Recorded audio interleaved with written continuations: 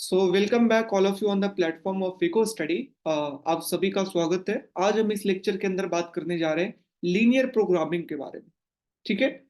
आपका expected question कितना होगा यहाँ से? एक से दो, मैक्सिमम दो, मिनिमम वन। एक से दो क्वेश्चन आपका यहाँ से पूछेंगे। तो व्हाट इज लीनियर प्रोग्रामिंग? सबसे पहला, लीनियर प्रोग्रामिंग कहते हैं किसको? तो लीनियर प्रोग्रामिंग का ऑब्जेक्टिव होता है, आपके पास कितना 24 घंटे, इस 24 घंटे में आप कितना अच्छे तरीके से पढ़ाई करते हैं, कितने आप उसे मैक्सिमाइज आवर करते हैं पढ़ाई में। That is the objective. तो इसी तरीके के प्रॉब्लम को, सॉल्यूशन को फाइंड करना, ठीक है, या मैक्सिमाइज करना किसी लीनियर फंक्शन को, या मिनिमाइज करना given the constant, that is known as linear programming. ठीक है। To maximise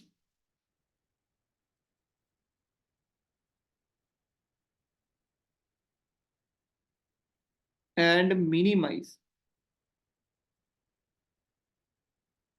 a linear function a linear function subject to linear inequality constant, linear inequality constant। ठीक है।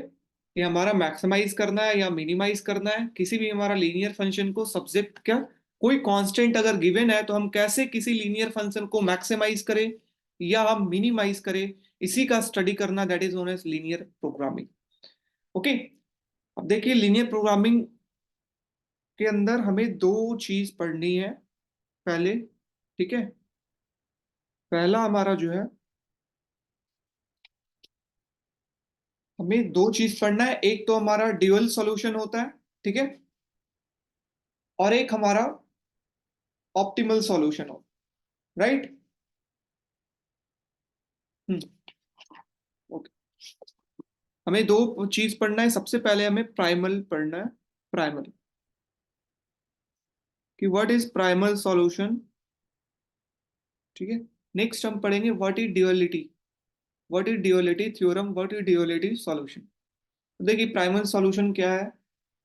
आपका क्वेश्चन है, इस तरीके से गिवन है क्वेश्चन के रूप में, कि कोई एक फर्म है जी जो दो टाइप के फर्नीचर को का प्रोडक्शन करता है, एक चेयर और दूसरा फर्नीचर।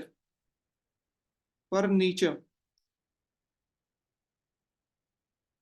चेयर एंड टेबल, ये दो तरीके के गुड्स को बनाता है हमारा कोई भी फर्म। ठीक है। प्रॉफिट जो है वो चेयर के अंदर 3 रुपए का है, एक चेयर बनाने में 3 रुपए का प्रॉफिट है। और प्रॉफिट जो चेयर टेबल पर है वो 4 रुपए पर टेबल है, 4 rupees per table. Getting, that is the profit. अब कहा है कि दोनों जो प्रोडक्ट है, मीन चेयर है और टेबल है, दोनों के बनने में मशीन M1 और मशीन M2 का यूज आता है। दोनों मशीन का यूज आता है, M1 मशीन का भी और M2 मशीन का। This is machine. ओके। अब देखिए, कितना टाइम टेकन है, हर एक मशीन के द्वारा कितना घंटा लगेगा किसी भी प्रोडक्ट को बनाने में, उसका एक टेबल के रूप में दिया हुआ है। मशीन की बात करते हैं। मशीन हमारा कितना है, दो मशीन है, M1 और M2। फिर से मैं यही बोलूंगा, आप स्टे करें, बिल्कुल सारा चीज समझ में आएगा। जब यहाँ पे कंक्लूजन ड्रॉ होगा तो एक आपका फ्रेमवर्क बन जाएगा दिमाग के अंदर, कि हाँ इस तरीके से काम हो रहा है। ठीक है। इसलिए बिल्कुल आप शांति तरीके से, स्थिर तरीके से देखते रहें। Okay. Someone using white board. ठीक है। ओके। तो दो हमारा क्या है, मशीन है। अच्छा, चेयर और टेबल। तो चेयर को बनने में मशीन M1 का कितना घंटे का इस्तेमाल होता है, 2 घंटे का। M2 मशीन का कितना इस्तेमाल होता है, 2 घंटे का। एक चेयर को अगर बनाना है तो 2 घंटे मशीन M1 का इस्तेमाल और 2 घंटे मशीन M2 का इस्तेमाल। अगर टेबल को बनाना है तो मशीन M1 का इस्तेमाल 2 घंटे का, मशीन M2 का इस्तेमाल 4 घंटे का। राइट। ओके। अब अवेलेबल टाइम की बात करते हैं। What is available time. Machine M1 के लिए कितना टाइम है, और मशीन M2 के लिए कितना टाइम? तो मैक्सिमम जो है वो M1 के लिए 80 आवर टाइम है जो काम कर सकता है, और इसके लिए 120 आवर काम। ठीक है, कि 120 आवर आपका M2 मशीन के लिए अवेलेबल है। ओके, अब यहां पर हमें शो करना है कि प्रॉफिट कहां पर मैक्सिमम होगा। How should we know, how should the manufacture schedule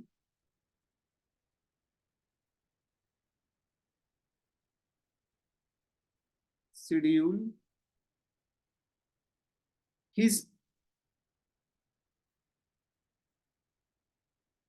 order to maximize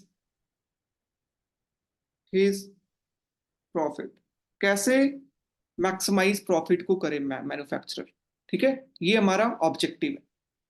तो देखिए हमारा स्टेप 1 क्या है, स्टेप से हम सीखेंगे। स्टेप नंबर 1, सबसे पहला कितना गुड है, 2 गुड है। तो 2 गुड को मीन्स एक तो चेयर है और एक टेबल है। तो लेट चेयर को हम मान लेते हैं एक एक्स, और टेबल को हम मान लेते हैं क्या, वाई। क्या, वाई। Got it? हाँ। अब देखिए गिवन है आपका, क्या गिवन है कि एक चेयर प्रॉफिट आपका गिवन है कि एक चेयर के ऊपर कितना का प्रॉफिट है, 3 रुपए का, 3 रुपए पर चेयर। और एक टेबल के ऊपर कितने का प्रॉफिट है, ये आपको क्वेश्चन के अंदर गिवन था, है ना, कि 4 रुपीज टेबल के ऊपर प्रॉफिट। सो 4 रुपीज पर टेबल, राइट।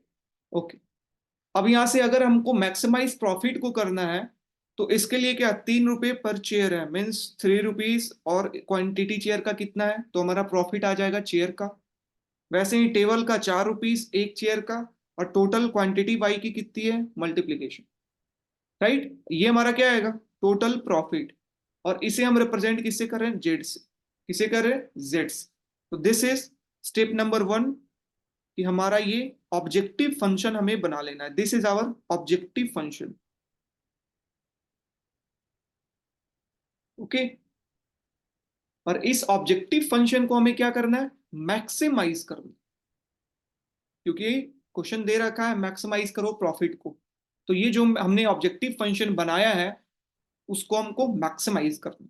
ठीक है, लेकिन यहाँ पे सब्जेक्ट टू कांस्टेंट भी है, मतलब फ्री ये नहीं है, कुछ टाइम लिमिट के साथ आया है कि हाँ M1 मशीन इतने घंटे ही काम करेगा, M2 मशीन इतने घंटे ही काम करेगा। ठीक है, और दोनों गुड्स के अंदर इतना M1 का इस्तेमाल, M2 का इस्तेमाल, ये हमारा क्या है, कांस्टेंट। ठीक है ना, हाँ, ये ऐसा नहीं है कि हम ऑब्जेक्टिव फंक्शन को फ्री छोड़ दिया है, कुछ लिमिटेशन के साथ आया, राइट।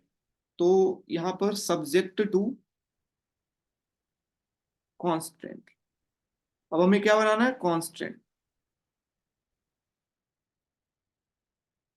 ठीक है, तो फॉर मशीन M1 के लिए अगर बनाए, M1 के लिए अगर कांस्टेंट बनाएंगे तो हमारा क्या आएगा, ये चेयर की वैल्यू को हम x लिख सकते हैं, टेबल की वैल्यू को y लिख सकते हैं, जो भी लिए। तो M1 के लिए हमारा क्या आएगा, कांस्टेंट 2x प्लस टेबल में 2y, और maximum hour 80 hour, right. So 2x plus 2y, 2x plus 2y, और मैक्सिमम जो आवर होगा 80 आवर से ज्यादा नहीं हो सकता है, मैक्सिमम वैल्यू। तो इस तरीके से रिप्रेजेंट करेगी, ज्यादा से ज्यादा इसका सम 80 आवर का होना चाहिए, right. Okay, next one for M2 machine के लिए अगर हम कांस्टेंट बनाए उसी तरीके से, तो 2x plus 4y is equal to नहीं, less than equal to 120 hour, right. So यहां पर हमारा क्या आएगा, 2x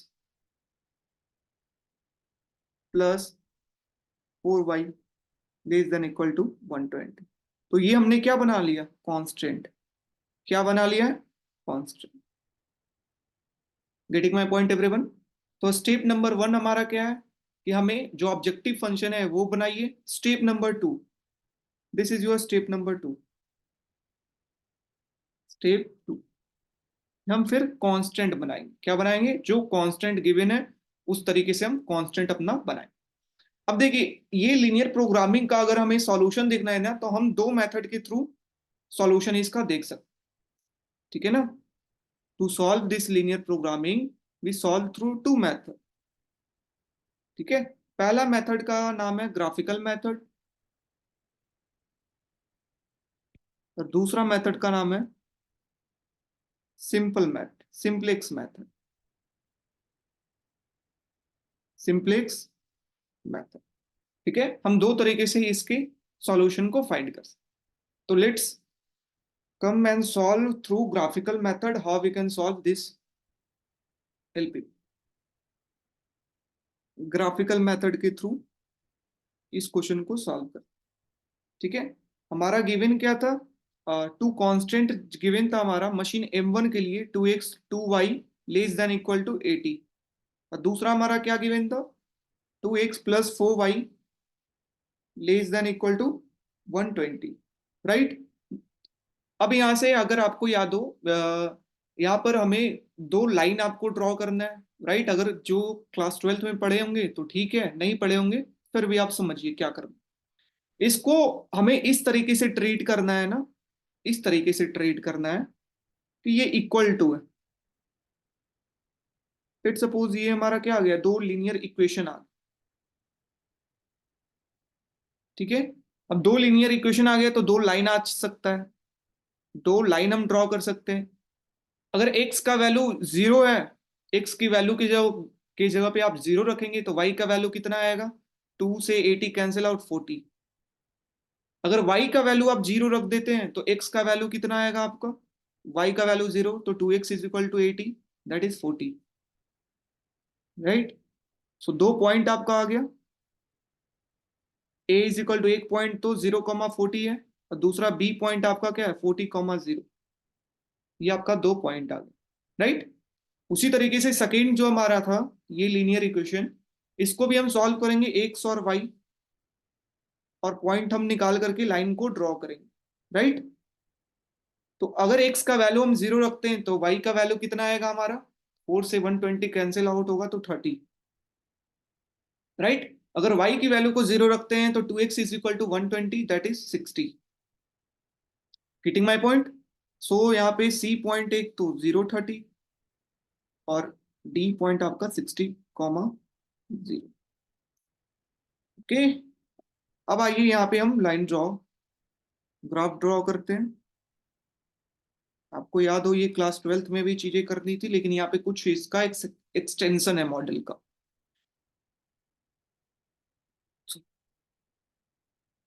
ये एक्सिस पे एक्स है, ये वाई है, 10, 20, 30, 40, 50, 60, यहाँ पे मैक्सिमम वैल्यू कितनी है हमारी 60, राइट। 10, 20, 30, 40, 50, 60, ओके। और ऊपर कर लीजिए। अब देखिए हमारा ए पॉइंट हमारा क्या है, ए पॉइंट 0,40 है। 0 मीन्स एक्स एक्सिस का 0 और वाई एक्सिस के ऊपर 40, यहाँ पर हमारा क्या होगा ए पॉइंट, यहाँ पे क्या है हमारा point A. B point 40,0 means 40,0 x axis के ऊपर, यहाँ पे हमारा क्या होगा बी पॉइंट। और ये दोनों को अगर हम ड्रॉ करेंगे तो ये दोनों को अगर ड्रॉ करें तो ये क्या है, किसके लिए ये लाइन जो लीनियर लाइन है ये कौन से इक्वेशन के लिए रिप्रेजेंट हो रहा है, ये लाइन आपका बता रहा है for linear equation 2x plus 2y less than is equal to 80, right. ये हमारा कांस्टेंट के लिए ये लाइन हमने ड्रॉ करी। उसी तरीके से एक और लाइन हम ड्रॉ करेंगे सेकेंड कांस्टेंट के लिए। सेकेंड कांस्टेंट के लिए 0,30 मीन्स 0,30 कहाँ पे आएगा, यहाँ पे this is point C. Next one 60,0, 60,0 D point, 60,0 यहाँ। अब ये दोनों पॉइंट को हम अगर ज्वाइन करें तो ये हमारा क्या आएगा, लीनियर लाइन किसके लिए है ये, constant 2x plus 2y less than equal to 120, getting my point. हाँ, तो ये दोनों को हमने यहाँ पे लाइन ड्रॉ कर ली है। अब देखिए ये आपस में कहीं यहाँ पे इस पॉइंट के ऊपर इंटरसेक्ट किए। क्या किए? आपस में इस पॉइंट के ऊपर इंटरसेक्ट। इंटरसेक्ट करने का मतलब है ये इंटरसेक्ट अगर किए तो हम इसे सॉल्व करेंगे। दो लीनियर इक्वेशन है, एक तो 2x plus 2y is equal to कितना है 80, दूसरा 2x plus less than equal to है, उसे इक्वल टू की तरह हम ट्रेड कर रहे हैं। ठीक है, लेस देन इक्वल टू है। सो 4y इज इक्वल टू कितना है 120। अब इसे हम सॉल्व करेंगे। सॉल्व कैसे करेंगे? अगर हमें पॉइंट जानना है कि ये इंटरसेक्शन पॉइंट कितना है, इसके लिए हम क्या करेंगे, सब्ट्रैक्शन ले दोनों तरफ। सब्ट्रैक्शन से 2x कैंसिल आउट, यहां से क्या बचेगा -2y less than equal to कितना -120 में से 80 जाएगा तो 40। तो y का वैल्यू कितना आ जाएगा 20। कितना 20। तो y इज इक्वल टू 20 लिख सकते हैं। अगर y 20 है तो x कितना होगा ये भी देख लेते हैं। x हमारा कितना होगा, so 2x is equal to plus 2 into 20, उधर जाएगा तो 40। 2x is equal to 80 minus 40, 40। x का भी वैल्यू कितना है होगा 20।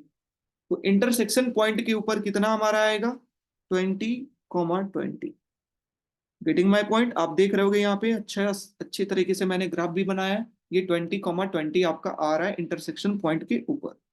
सो दिस इज, ये पॉइंट हमारा कितना है 20,20। अब देखिए यहाँ पर, अब हमारा दो जो कांस्टेंट था उस कांस्टेंट को मैं यहाँ पे लिख देता हूं। जो दो कांस्टेंट हमारा था उस दो कांस्टेंट को मैं लिख दे रहा हूं। 2x plus 2y less than equal to 80 and 2x plus 4y less than equal to 180 120। Graphical method है, इतना आपको एग्जामिनेशन में ये काम करना नहीं है, बस आपको सीख लेना है। ठीक है ना? और फिर अब बात आता है कि हम कैसे पता करेंगे कि इसका सॉल्यूशन क्या है। ठीक है, अब देखिए यहाँ पे क्या है, लेस देन इक्वल टू है। क्या है? लेस देन इक्वल टू, है ना? लेस देन इक्वल टू का मतलब क्या है, ये अगर ये लाइन किसके लिए, ए बी जो लाइन है वो किसके लिए 2x plus 2y less than equal to 80 के लिए। लेस देन का मतलब क्या है, जो भी एरिया होगा इसके नीचे होगा। क्या होगा, एरिया इसके नीचे होगा क्योंकि कम है। Getting my point? That's why area जो भी होगा इसके नीचे। ओके, इस लाइन। उसी तरीके से जो सेकेंड हमारा है constant 2x plus 2y less than equal to 120, तो ये सी डी जो हमारा कर्व है सी डी, तो ये C D curve less than फिर से है, तो लेस देन मतलब इसके एरिया नीचे हो। कहाँ होगा, नीचे हो।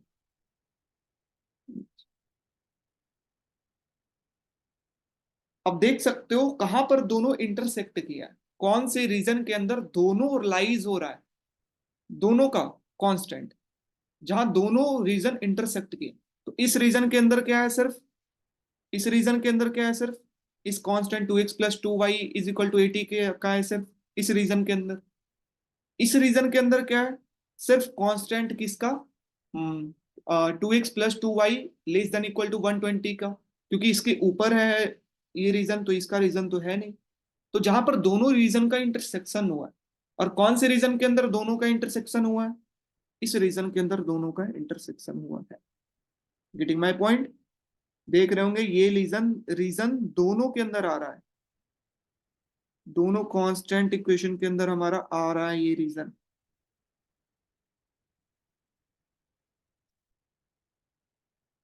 ओके, सो ये रीजन हमारा क्या बताएगा, सॉल्यूशन बताएगा। ठीक है, so this is known as feasible region. ये जो एरिया है ये हमारा क्या है, फिजिबल रीजन। तो स्टेप नंबर 3 हमारा है find feasible region. This is our step number 3। दो स्टेप पढ़े, पहला जो हमारा ऑब्जेक्टिव फंक्शन, दूसरा कांस्टेंट फंक्शन को लिखो, फिर दोनों हमारा आ गया तो हमें क्या करना है, यहाँ से फिजिबल रीजन निकालना है कि कौन से रीजन के अंदर हमारा मैक्सिमाइज होगा। ठीक है, सो फिजिबल रीजन को अगर हम डिफाइन कर, ये पॉइंट अगर ओ है, क्या है ओ, और इस पॉइंट को सपोज पी हम ले लेते हैं, पी, ये पी। सो फिजिबल रीजन क्या आ जाएगा, area O C P B, O C P B that is the area, O C, wait guys,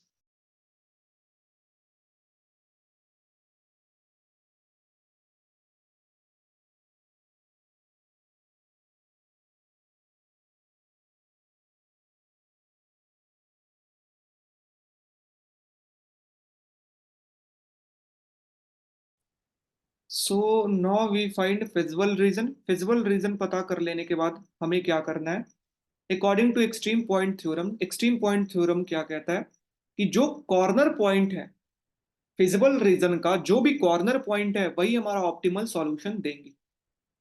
ठीक है, तो फिजिबल रीजन का कॉर्नर पॉइंट, यहाँ पे कॉर्नर पॉइंट कौन कौन सा है, ओ, बी, पी और C, that are the corner point, O, B, P और सी। तो ये कॉर्नर पॉइंट के ऊपर हमारा क्या आएगा, ऑप्टिमल सॉल्यूशन। तो कॉर्नर पॉइंट आपको लिख लेना है ओ, दैट इज 0,0, बी पे 40,0, सी पे 0,30 और पी पे 20,20, दैट इज कॉर्नर पॉइंट। और हमें मैक्सिमाइज किसे करना है, ऑप्टिमल मैक्सिमाइज हमें क्या करना है, जो हमारा कांस्टेंट गिवन था, ठीक है ना, उसे हमें क्या करना है, मैक्सिमाइज करना है। ठीक है, तो हम मैक्सिमाइज करेंगे ऑब्जेक्टिव फंक्शन को, this is our objective function. अब बस एक्स की जगह पे वैल्यू, वाई की जगह पे वैल्यू हम पुट करेंगे, 0 0 पुट करेंगे तो जेड का वैल्यू 0, 40,0 पुट करेंगे एक्स की जगह पे 40, वाई की जगह पे 0, दैट इज 120।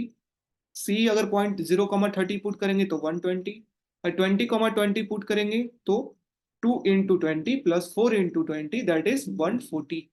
तो देख सकते हो जेड का वैल्यू हमें क्या करना था, मैक्सिमाइज करना था।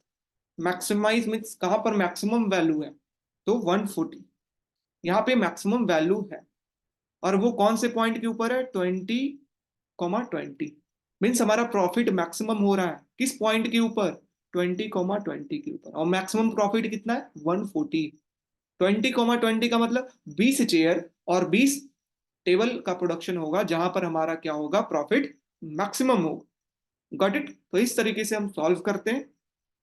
स्टेप 1 की बात करते हैं, यहाँ पर 5 स्टेप इन्वॉल्व था, मैंने जो आपको समझाया। पहला step, optimal objective function find करें, Z is equal to something. दूसरा स्टेप, कांस्टेंट को लिखे। तीसरा स्टेप, कांस्टेंट के इस्तेमाल से हम क्या करेंगे, फिजिबल रीजन को ड्रॉ करेंगे और हमारा क्या है वो फाइंड करेंगे। चौथा स्टेप, एक्सट्रीम पॉइंट थ्योरम, जिसके द्वारा कहा गया कि कॉर्नर पॉइंट ही ऑप्टिमल सॉल्यूशन देता है। ओके। स्टेप नंबर 5, जो मैक्सिमम वैल्यू जो आया कॉर्नर पॉइंट है उसको पुट करे ऑब्जेक्टिव फंक्शन के अंदर और फाइंड करे what is the maximum value या मिनिमम वैल्यू जो क्वेश्चन डिमांड कर रहा है। ठीक है, तो इस तरीके से हम एलपी का लीनियर प्रोग्रामिंग का सॉल्यूशन हम निकाल। This is a question of CUET, ये सीयूईटी के अंदर क्वेश्चन आपका पूछा गया है। ठीक है, तो इस क्वेश्चन के अंदर कहा गया है कि बताइए, इस क्वेश्चन पूछा गया कि लीनियर प्रोग्रामिंग है जिसके अंदर दो वेरिएबल है, दो कांस्टेंट है बी1 और बी2, किस तरीके से हम अरेंज करेंगे। ठीक है, तो हमने देखा जो स्टेप आप पढ़े वही स्टेप का काम करना है। सबसे पहला काम आप क्या करते हैं, ऑब्जेक्टिव फंक्शन को बनाते हैं। तो ऑब्जेक्टिव फंक्शन हमारा ये रहा। दूसरा स्टेप, कांस्टेंट को बनाते हैं, तो कांस्टेंट हमारा यहाँ रहा। तीसरा स्टेप, फिजिबल रीजन को निकालते हैं, तीसरा स्टेप ये रहा। तो डी, सी, ए, बी। और लास्ट स्टेप, हम ऑप्टिमल जो कॉर्नर पॉइंट है उसे पुट करके हम x1 स्टार और y1 स्टार फाइंड करते हैं। राइट, तो ये डी। तो option number second is your correct one. Okay, ठीक है, थैंक यू सो मच जिन्होंने हमें याद दिलाया कि रिकॉर्डिंग ऑन नहीं है, वरना पूरा क्लास के बाद हमें रिग्रेट होता है कि क्यों मैंने रिकॉर्डिंग ऑन नहीं की। ठीक है, तो चलिए आगे बढ़ा जाए।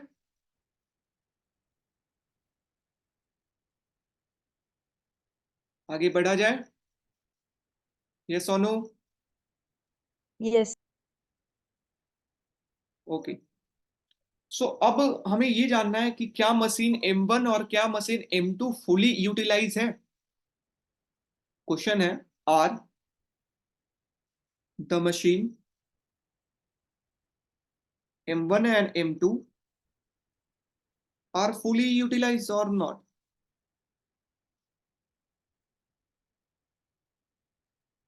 ठीक है, फुली यूटिलाइज है या नहीं।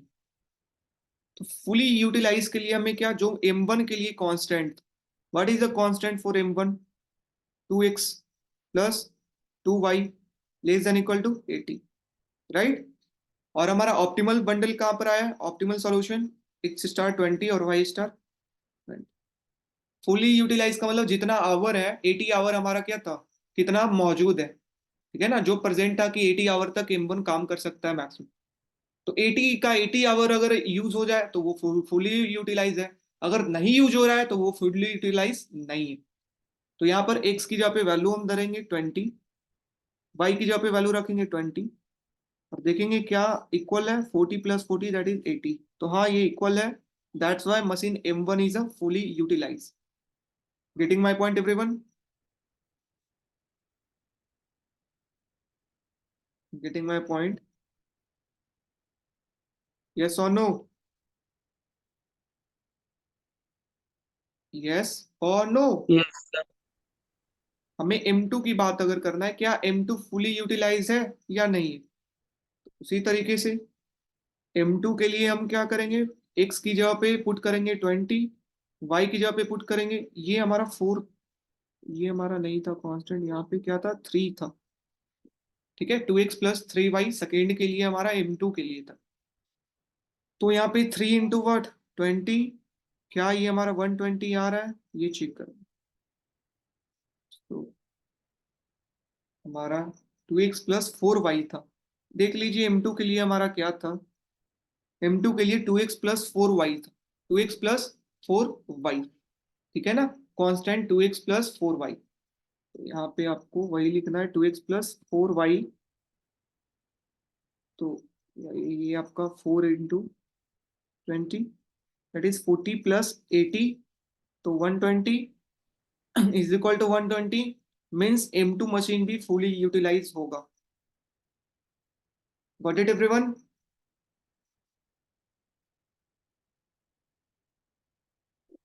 Got it. Yes sir. Next है कि अगर M1 मशीन जो है वो एक 1 आवर एक्स्ट्रा मौजूद है, अगर M1 मशीन जो है वो 1 घंटे ज्यादा मौजूद है, मतलब 1 घंटे ज्यादा काम, मतलब पहले 80 आवर है, अब उसे हम 81 आवर तक काम करा सकते, तो प्रॉफिट के ऊपर क्या इफेक्ट आएगा, ये जानना है, ठीक है। सो क्वेश्चन है हमारा, सब पार्ट है, suppose the machine M1, the machine M1 were available for 1 extra hour, for 1 extra hour, then what will affect on profit, profit के ऊपर क्या आएगा, ठीक है। 1 घंटे अगर M1 मशीन को ज्यादा हम कराएंगे तो हमारा क्या आएगा प्रॉफिट के ऊपर effect।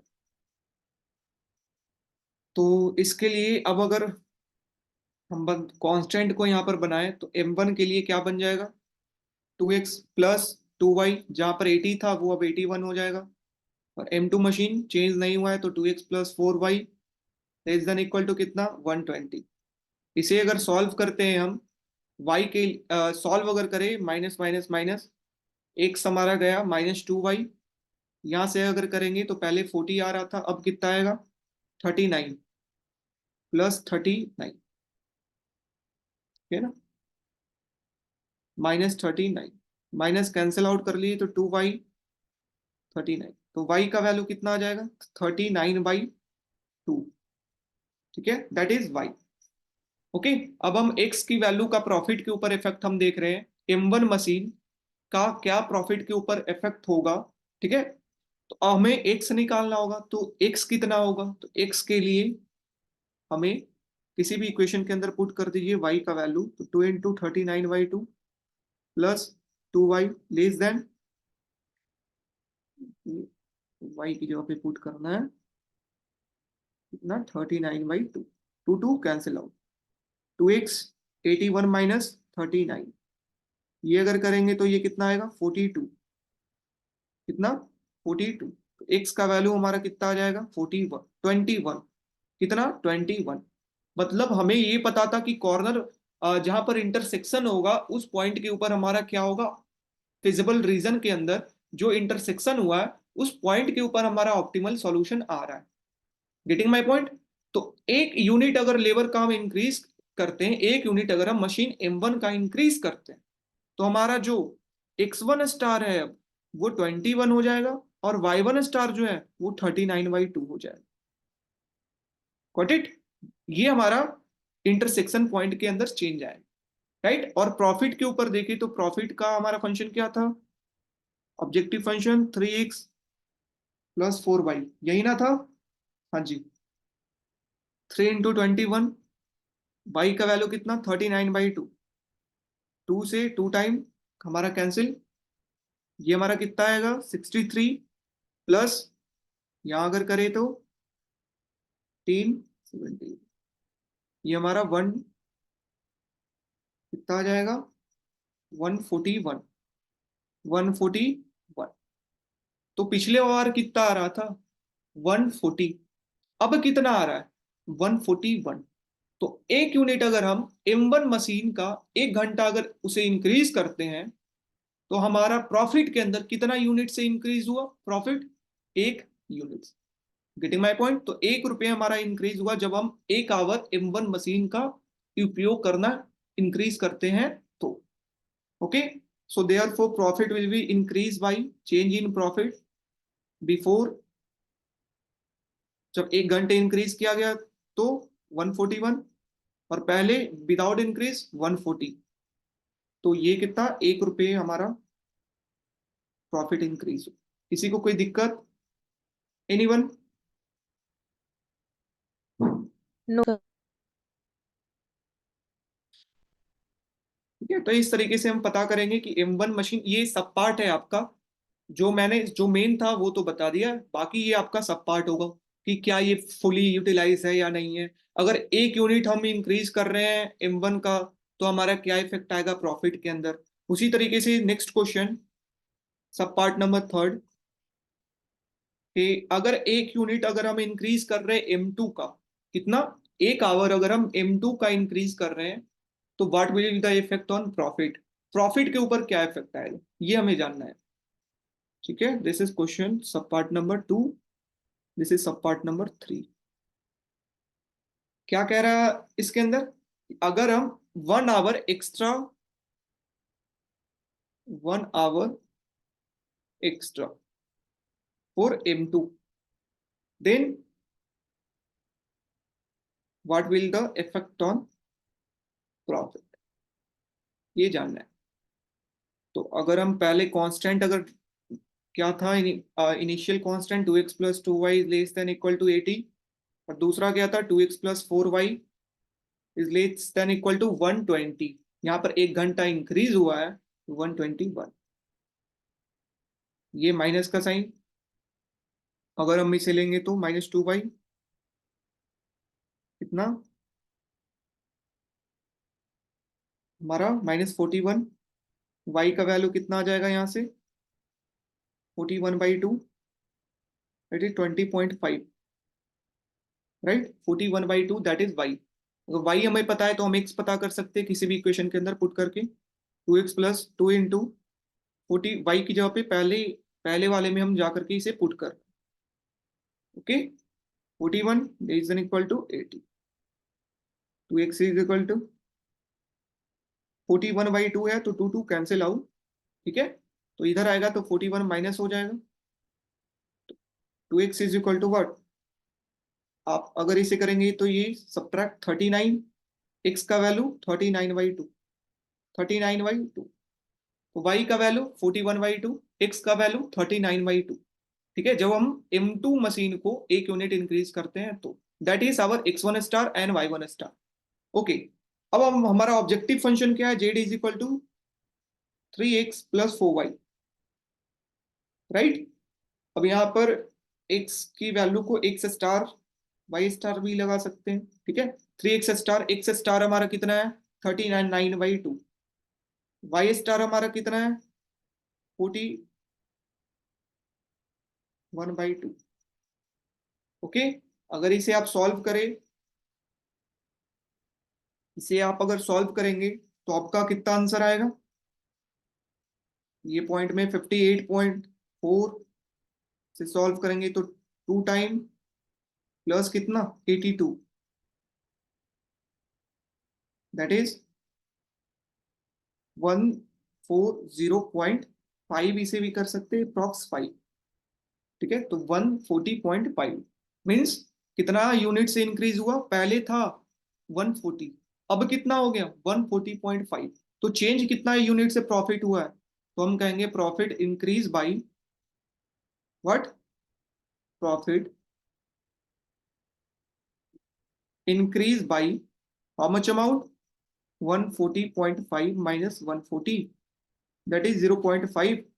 तो 0.5 रुपीज से प्रॉफिट इंक्रीज होगा जब एक यूनिट हमारा M2 मशीन एक्स्ट्रा वर्क करेगा तो। Got it everyone? Got it? Got it Yes. Everyone? Yes or no?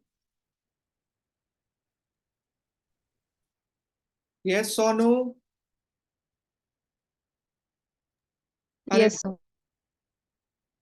क्या सभी को समझ में आ रहा है? M1 मशीन को अगर एक यूनिट हमने किया तो सिर्फ कांस्टेंट के अंदर हमने 80 की जगह 81 कर दिया। उसे सॉल्व करके हम ऑब्जेक्टिव फंक्शन के अंदर, Yes. हम फिर ऑब्जेक्टिव फंक्शन के अंदर सिर्फ हम उसे पुट किए तो देखे 1 रुपए का इंक्रीज है। अब कह रहा है M2 मशीन जो है वो 1 घंटा एक्स्ट्रा काम कर रहा है, उसका इफेक्ट प्रॉफिट के ऊपर क्या आएगा? तो हम M2 के अंदर जो है आपका था 120, वहां से आवर इंक्रीज होकर के 121 हो गया। ठीक है, अब वहां से हम X1 स्टार और Y1 स्टार फाइंड कर लिए कितना है, उसे ऑब्जेक्टिव फंक्शन में पुट करके पता चला 140.5 है हमारा प्रॉफिट। तो प्रॉफिट के अंदर चेंज कितना हो रहा है? मात्र 0.5 रुपीज से। Got it everyone?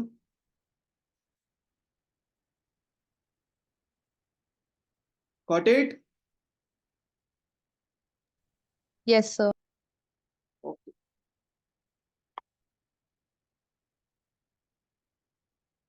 So next one आपका सब part number 4। What are the shadow price of machine M1 and machine M2? Shadow, what are the shadow price of machine M1 and machine M2? क्या हमारा shadow price? तो बात आता है what is shadow price. Shadow price क्या होता है? तो शैडो प्राइस का मतलब होता है कि अगर हम एक यूनिट रिसोर्स का इंक्रीज करें तो हमारा कितना आउटपुट का प्रोडक्शन या प्रॉफिट में कितना इंक्रीजमेंट हुआ, that is known as shadow price. कि एक आवर अगर मैं मशीन M1 का इंक्रीज कर रहा हूं तो प्रॉफिट के अंदर कितना इंक्रीज हुआ उसके कारण।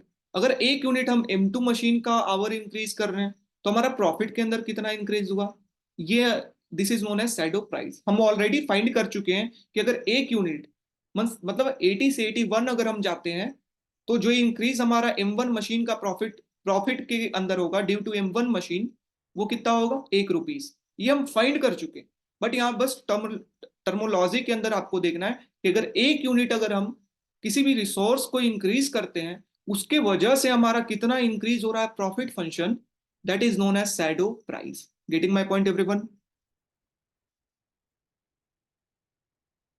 Getting my point? Yes. So increase in profit as a result of additional unit of resources, additional unit of resources. यहां पर रिसोर्सेज में क्या था? आवर था। क्या था? आवर था। तो एक आवर बढ़ाने के कारण कितना प्रॉफिट के अंदर इंक्रीज हो रहा है, that is known as shadow price. तो अभी यहां पर देखें कि शैडो प्राइस अगर बात करें, what is shadow price for M1? Shadow price for M1 मतलब M1 मशीन को एक यूनिट से अगर आवर इंक्रीज करे तो उसके कारण प्रॉफिट के अंदर कितना इंक्रीजमेंट हो रहा होगा। तो अभी हम देखें 1 रुपए, 1 rupees. Shadow price for M2 कितना हमारा आएगा? 0.5 rupees. Any problem anyone?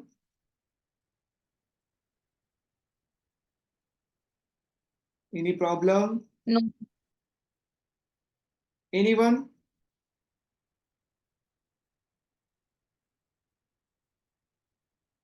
Any person? Next No, question. sir. Next question कि अगर मशीन M1 को, क्या कह रहा है नेक्स्ट क्वेश्चन, सब पार्ट कह रहा है, सब पार्ट नंबर 5।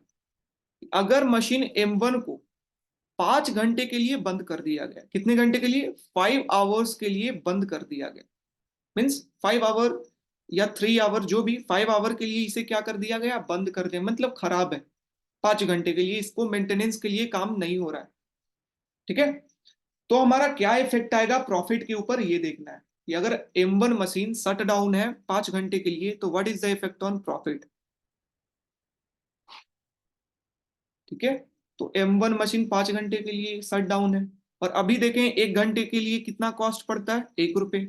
तो 5 घंटे है तो कितना प्रॉफिट में चेंज आएगा, 5 रुपए का। और शट डाउन है, बंद है, मतलब कि 5 रुपए प्रॉफिट कम होगा। पहले कितना हो रहा था प्रॉफिट, 140। सो न्यू प्रॉफिट जो होगा वो कितना आएगा, 140 minus 5 rupees due to 5 hour shut down, that is 135। किसी को कोई दिक्कत, किसी को कोई प्रॉब्लम, बताइए। No.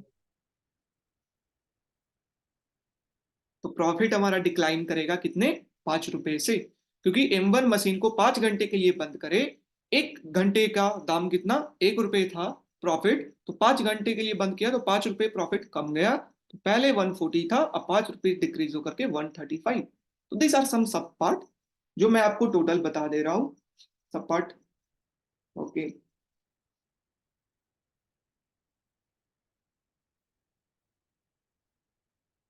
ओके।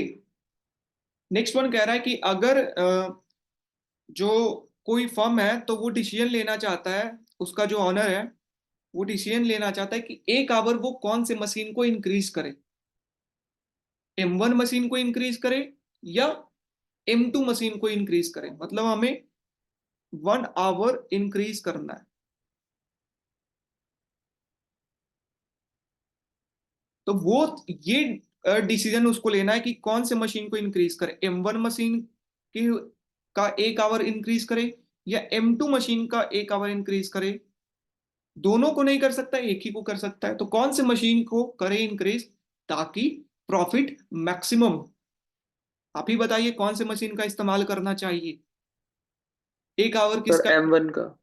बिल्कुल M1 का इंक्रीज करना चाहिए, क्योंकि M1 के अंदर प्रॉफिट 1 रुपए का है, 1 आवर का, यहाँ पर प्रॉफिट 0.5 का है। तो यहाँ पे डबल प्रॉफिट है, दैट्स वाई M1 मशीन का इस्तेमाल करिए। Got it everyone?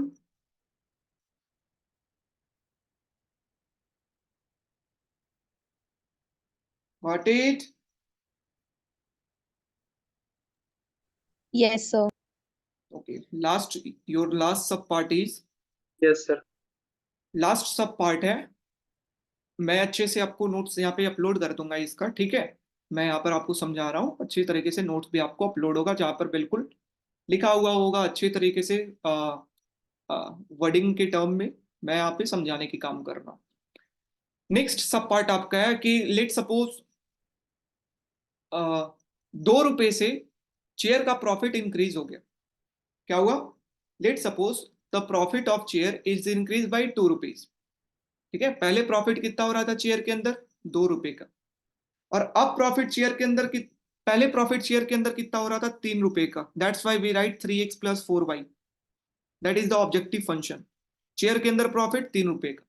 अब कह रहा है कि let suppose the profit in chair, profit of chair is increase by 2 rupees, 2 रुपए से बढ़ गया। Then what is the effect, क्या इफेक्ट आएगा इसके, इसका आपका जो ऑप्टिमल बंडल ऑफ चेयर है एंड टेबल है उसके ऊपर क्या इफेक्ट आएगा। तो बताइए what is the effect on X star and Y star, and what is the effect on profit. ठीक है, ये हमारा क्वेश्चन है कि अगर 2 रुपए चेयर को इंक्रीज कर रहे हैं तो हमारा क्या इफेक्ट आएगा ऑप्टिमल बंडल के ऊपर और शेयर प्रॉफिट के ऊपर। तो देखिए प्रॉफिट अगर इंक्रीज हो रहा है तो हमारा चेंज किसके अंदर आएगा? ऑब्जेक्टिव फंक्शन के अंदर आएगा। किसके अंदर? ऑब्जेक्टिव फंक्शन के अंदर। कि जो पहले 3 था अब 2 रुपए बढ़ रहा है तो प्लस यहां पर क्या हो जाएगा 2। तो अब ऑब्जेक्टिव फंक्शन हमारा क्या हो जाएगा? 5x+4y, 5x+4y। बट क्या कोई हमारा जो कांस्टेंट था उसके अंदर कोई चेंज आया? नहीं, कांस्टेंट के अंदर कोई चेंज नहीं आया, रिसोर्स के अंदर कोई भी चेंज नहीं आ रहा है। इसलिए हमारा जो ऑप्टिमल बंडल पहले था वही ऑप्टिमल बंडल अभी भी होगा, क्योंकि कांस्टेंट के अंदर कोई चेंज नहीं है। आवर चेंज हो जाना या मशीन M1 या M2 के अंदर चेंज हो जाना, तब हमारा लाइन जो है वो चेंज होता। फिर हमारा फिजिबल रीजन जो हो सकता है चेंज होता, कॉर्नर पॉइंट चेंज होता, फिर हमारा X1 star Y star change होता। बट हमारा कांस्टेंट के अंदर कोई चेंज नहीं है, हमारा क्या ऑब्जेक्टिव फंक्शन के अंदर चेंज है सिर्फ। दैट्स वाई हमारा जो पहले था 20,20 वही 20,20 अभी भी रहेगा। Got it? और अगर प्रॉफिट की बात करते हैं, व्हाट इज द प्रॉफिट? तो प्रॉफिट हमारा कितना होगा? सो यहाँ पर प्रॉफिट देख सकते हो 5 × 20 + 4 × 20, ये कितना आएगा? 5 × 20 कितना 100, और +20 × 4 दैट इज 180। तो प्रॉफिट हमारा 180 हो जाएगा। अगर आपसे पूछेगा प्रॉफिट में कितना इंक्रीजमेंट हुआ है due to increase in profit of 2 rupees of per chair, तो हम कहेंगे 180 - 140 दैट इज 40 रुपीज जो है वो इंक्रीज हुआ है प्रॉफिट के अंदर। Getting my point? Getting my point everyone? Yes Yes. Sir. तो दिस आर सब पार्ट, ये आपका टोटल सब पार्ट था। जो इससे ज्यादा क्वेश्चन आपको कोई भी एग्जामिनेशन के अंदर नहीं पूछते हैं, ठीक है, एलपीपी से। मतलब एलपीपी से जो अभी मैंने पढ़ाया है ग्राफिकल मेथड के थ्रू, तो ग्राफिकल मेथड में इससे ज्यादा तक नहीं जा सकते। ठीक है, आगे हम पढ़ेंगे व्हाट इज ड्यूअलिटी थ्योरम। ठीक है, उसके अंदर ड्यूअलिटी थ्योरम के अंदर अच्छे तरीके से हम समझेंगे कि क्या होता है, क्या थ्योरम है। उसके बाद हम देखेंगे what is known as slackness condition हमारा क्या है। ठीक है, कॉम्प्लीमेंट्री स्लैकनेस कंडीशन क्या है। तो ये सारे हम कल के लेक्चर्स के अंदर कवर करेंगे। ठीक है, आज के लिए इतना ही। किसी को कोई दिक्कत? एनीवन? No, sir. सर जो आपने दो मेथड बताए थे ना, ग्राफिकल और सिंप्लेक्स, तो सिंप्लेक्स अभी करवाएंगे आप? नहीं, सिंप्लेक्स मेथड अभी नहीं पढ़ना है। ठीक है, अच्छा। हमें ग्राफिकल के थ्रू ही पता करना है, सिंप्लेक्स मेथड हमें नहीं पढ़ना है। हमें ड्यूअलिटी पढ़ना है, हमें कॉम्प्लीमेंट्री स्लैकनेस पढ़ना है, बस इससे ज्यादा नहीं। समझ रहे हैं? Yes sir.